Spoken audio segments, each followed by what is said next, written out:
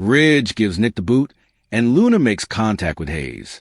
At Forrester, Ridge tells Nick how surprised he is to see him and asks, "Why are you here in L.A.?" Nick says the California sunshine was calling him. Brooke explains they were catching up and talking about Jack's success at Forrester International. Nick says he's more like his mother. He congratulates Ridge for getting his company back. And for getting back with Taylor. That's fantastic. You two must be over the moon. Nick's sure a wedding must be in the near future. Ridge grunts about him being so interested in his love life and asks again why he's there. What do you want? Or do I even need to ask? Nick continues to dodge Ridge's question and turn the conversation back to Taylor. Ridge asks if he has a girlfriend or wife to get back to. Nick glances at Brooke and says, "Not right now." Life at sea has always been his destiny. But you know about destiny, don't you, Ridge? Ridge tells Marone that he and Brooke need to get back to work. Nick kisses Brooke's hand and leaves. Ridge, irked, closes the door. Brooke insists that she didn't know he was coming. He's a good friend and a gentleman. Ridge scoffs at this. Brooke informs him he has no reason to be jealous. Ridge grunts that Nick's not a good person, and she should stay away from him. Brooke looks thoughtful. Taylor checks in. At the Cliff House, Steffi tells Taylor how much the kids are enjoying the beach house. They talk about being grateful for Liam and for Electra helping out with the kids. Steffi says Kelly and Hayes adore her. Electra's picking up Hayes today. She's relieved the kids are finally in a safe place.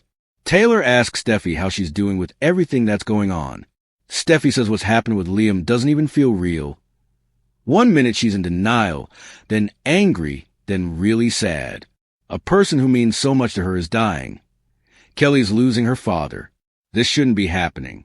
Liam, meanwhile, is thinking about keeping them safe. Taylor nods. From Luna, they go over how exhausting it is having to always look over their shoulders because of Luna. Steffi wishes Liam would concentrate on himself and focus on his daughters. They talk about this not being Finn's fault. He doesn't owe Luna anything. Taylor guesses he feels partly responsible. Steffi can't stand her being fixated on her husband. She needs to be strong for her family. Taylor knows Liam feels her concern. Steffi says it's not fair. He's facing his own death. But they don't know when Luna will strike again. Taylor worries about the stress taking a toll. Steffi can't help but think about it all the time. Luna was there when Hayes was home. The fear nearly paralyzed her. She'll make sure Hayes will never know who she is. At the beach school, Luna watches as the teacher interacts with the children outside. The teacher leads them inside, but Hayes hangs back to get something he forgot.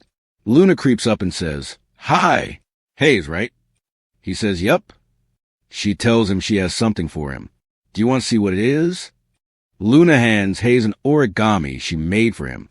The teacher calls him back inside. Luna says, "It was nice to see you, Hayes." As the boy goes inside, Luna's expression turns sinister. Inside the school, Hayes shows his teacher the origami and tells her a nice lady gave it to him. Luna lurks outside as the teacher gushes over it. Soon, she announces they're done for the day, and Electra arrives to pick up Steffi's son. Hayes shows her the origami as Luna fumes in the bushes. At the Cliff House, Electra prompts Hayes to show Taylor and Steffi his art project. He pulls out the origami. They enthuse about the crane, and Hayes reveals that a nice lady gave it to him. He's excited that the teacher will show them how to make their own. He runs off, and Steffi thanks Electra for helping out. The young woman is thrilled to connect with the kids. Steffi confesses that she wants them to have a normal life, but she has to make sure they're safe from Luna and Sheila. Her main goal is to make sure they stay far away from anything or anyone that could hurt them. At the beach school, Luna approaches the teacher, who learns she's a talented person who gave Hayes the origami. She invites her to come back as a guest artist. They go inside, and the teacher explains that someone donated the space to them. She asks if Luna would consider coming into work with the kids. Luna allows herself to be convinced, and the teacher asks her name. Luna says, "I'm Sunshine." As the teacher grows excited about telling the kids, Luna grins to herself.